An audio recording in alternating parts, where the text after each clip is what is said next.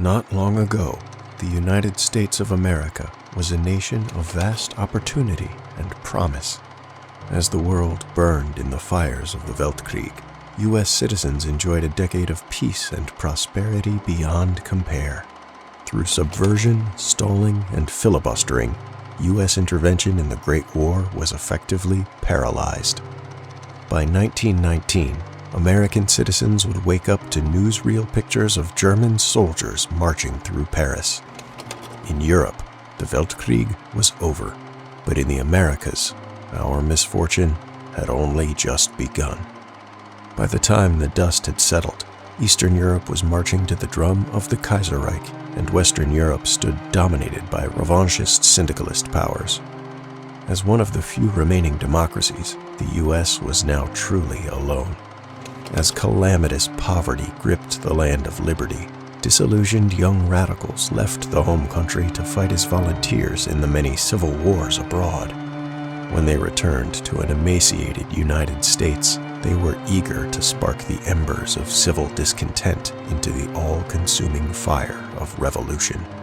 With syndicalist uprising following in the wake of cascading economic collapse, a gridlocked Congress saw no other means but to order MacArthur, the American Caesar, to seize control of the apparatus of state and restore order to the home country. These would prove to be the final spasms of a doomed nation. By the end of that year, Louisiana Governor Huey Long addressed the American citizenry and, in an infamous radio speech, called the United States a dead nation. Rallying to his cause, several states rejected Washington's new dictates and formed an American Union state, vowing to root out the corrupt federal government that had brought the country to ruin. This bellicose move was soon followed by syndicalist elements in the North, who seized Chicago and the Great Lakes area as the combined syndicates of America. Fearing fighting would spill over into the West, the Pacific states seceded and marched their regiments eastwards to guard the border and restore democracy to the United States.